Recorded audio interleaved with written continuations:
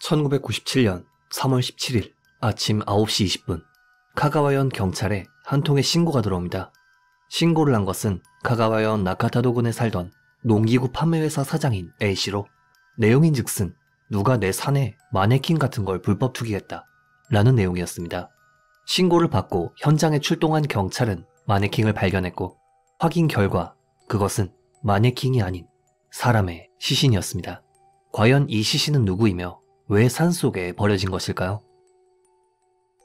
먼저 신고자는 이 산을 소유한 인물로 이전부터 누군가가 자신의 사유지에 쓰레기를 불법 투기해서 골머리를 앓고 있었다고 합니다. 그는 3월 16일 저녁에 자신의 산에 나무를 채취하러 갔다가 이 마네킹을 확인하고 경찰에 신고했던 것인데요. 우선 시신은 젊은 여성으로 상반신엔 티셔츠를 입고 있었고 하반신은 오로지 한쪽 양말만 신고 있는 상태였으며 부검 결과 사인은 끈 같은 것으로 목을 조른 질식사였죠. 경찰은 이를 명백한 살인사건으로 보고 수사본부를 설치하는 한편 의문의 시신이 발견되었다는 소식은 지역 언론에 보도되었는데요. 이윽고 발견된 시신이 혹시 내 딸일지도 모른다 라며 한 남성으로부터 신고가 들어왔고 지문을 대조한 결과 이 시신은 신고자의 딸 마나베 와카시로 밝혀졌습니다. 그녀는 시신 발견 이틀 전인 3월 15일 밤 10시 무렵 아르바이트를 끝낸 이후 행방이 묘연한 상황이었는데요. 고등학교 1학년이었던 그녀는 카가와현 미도요시에 살고 있었고 부모님, 언니와 함께 살던 평범한 여학생이었습니다. 그녀는 음악을 무척 좋아해 기타 동호회에서 활동했고 음대 진학을 목표로 하던 고등학생이었는데요. 피해자의 집안은 자택 이외에도 부동산을 소유했기에 결코 가난한 편은 아니었지만 그럼에도 마나베 씨는 부모님에게 손을 벌리지 않고 음대 진학을 목표로 전자 피아노를 구매하기 위해 집 근처 편의점에서 아르바이트를 하던 성실한 성격이었죠. 그녀가 아르바이트를 시작한 것은 사건 발생 2개월 전으로 학업에 지장이 없도록 일주일에 1, 2회 정도 근무했으며 근무 시간은 오후 5시에서 밤 10시까지였다고 합니다. 그리고 이내 전자 피아노를 구매할 만큼 돈이 모이자 그녀는 아르바이트를 그만두기로 합의했고 하필 그녀가 실종된 날은 그녀의 마지막 근무일이었다고 합니다. 먼저 그녀가 아르바이트를 하던 편의점은 집에서 자전거로 5분 정도 걸리는 꽤나 가까운 장소였습니다. 그렇기에 그녀는 평소엔 도보나 자전거로 출근하곤 했죠. 하지만 마지막 근무일이었던 3월 15일은 비가 내리고 있었기에 언니가 자동차로 배웅을 해주었다고 하네요. 다만 마나베 씨는 3월 중순이라 약간 쌀쌀한 날씨였음에도 얇은 티셔츠만 한 장 입고 있었고 소지품도 약간의 잔돈과 함께 삐삐만 가지고 있는 상태였죠. 이후 마지막 근무를 끝마친 뒤 그녀가 퇴근한 시각은 밤 10시 1분경이었습니다. 한편 이때 피해자와 함께 퇴근한 동료가 있었는데요. 이 동료는 마중을 나와준 가족의 자동차를 타며 귀가하던 도중 비가 오는데 편의점 건너편 교차로에서 우산도 쓰지 않은 채 멀뚱히 서 있는 피해자의 모습을 목격했다고 합니다. 그리고 이것이 그녀의 생전 마지막 목격이었죠. 마나베 씨는 이전까지 무단으로 외박을 한 적이 없었으며 아르바이트가 끝난 뒤 누군가와 만날 거라는 이야기도 없었다고 합니다. 실종 당일 마나베 씨의 아버지와 언니는 집에서 자고 있었으며 어머니는 혼자 세금 서류 작업을 하다 깜빡 잠이 들었는데요. 눈을 떴을 땐 16일 아침 5시였다고 합니다. 그런데 마나베 씨의 어머니는 현관에 딸의 신발이 없는 것을 눈치챘고 이내 불안감에 휩싸였는데요.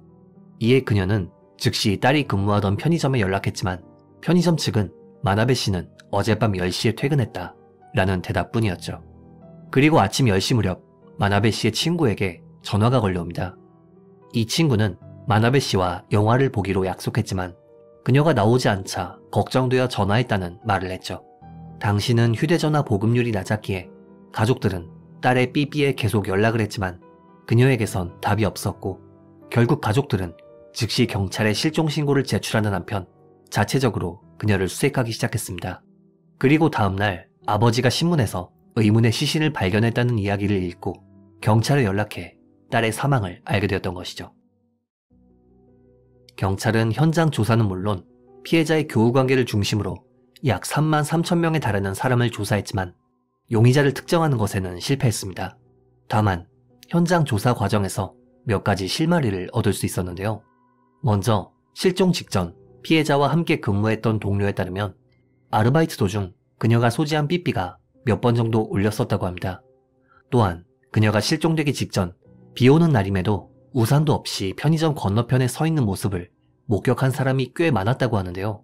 그녀는 가족에게 마중을 나와달라는 이야기를 하지 않았기에 경찰은 그녀가 누군가를 기다리고 있었으며 이 약속 상대의 자동차에 탄 뒤 살해당했을 가능성이 높다고 추측했죠.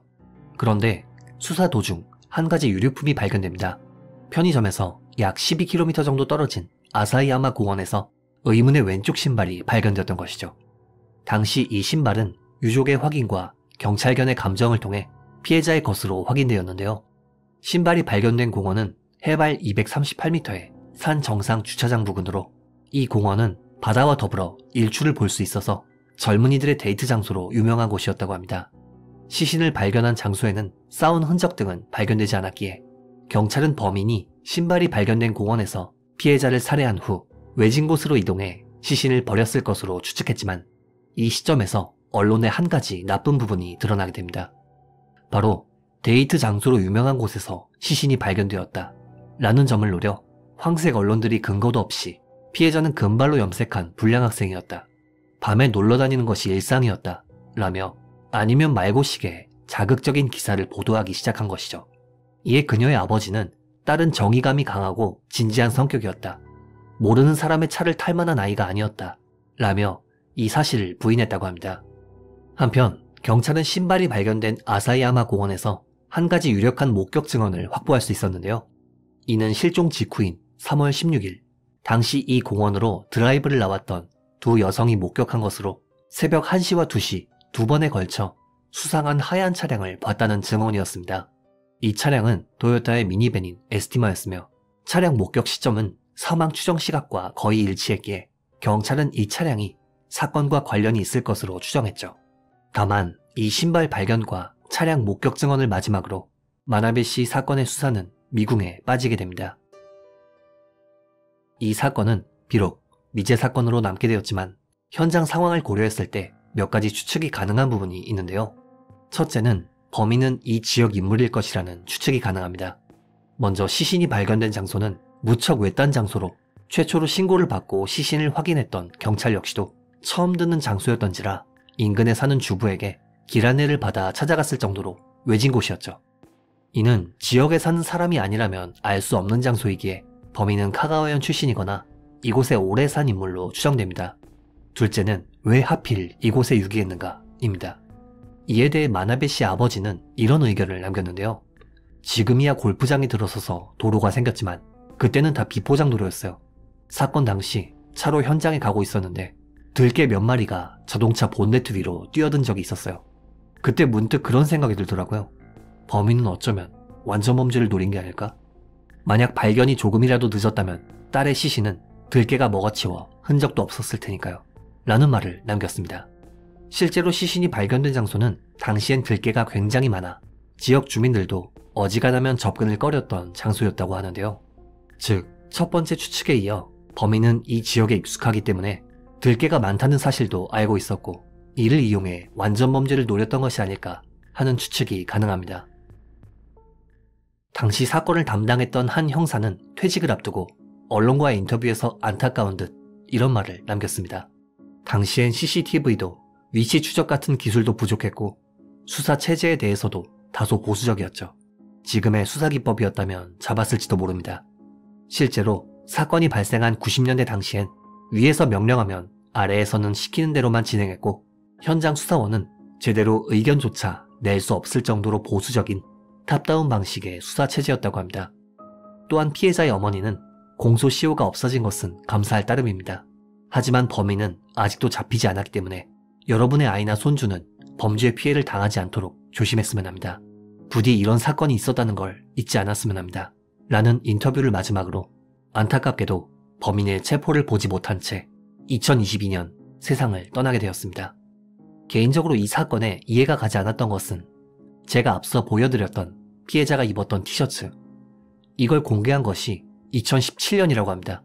사건 발생이 1997년이었으니 공개까지 20년이 걸린 셈인데요. 20년이면 설령 그때 목격자가 있었어도 잊어버리고도 남을 시간이죠. 일반적으로 피해자의 복장 같은 경우는 목격 정보를 얻기에 가장 좋은 단서 중 하나인데 이걸 공개하는데 20년이나 걸렸다는 게 답답함을 넘어 어처구니가 없게 느껴지네요. 또한 이 사건은 사실 편의점 점장이 범인이다. 비가 오니까 데려다준답시고 태운 뒤 범행을 저질렀다. 사건 이후 스스로 목숨을 끊었다. 라는 이야기가 있습니다만 검증되지 않은 가짜뉴스라고 합니다. 이번 영상 어떻게 보셨는지요? 피해자의 명복과 더불어 범인 검거를 기원하며 영상을 마칩니다. 규미사였습니다.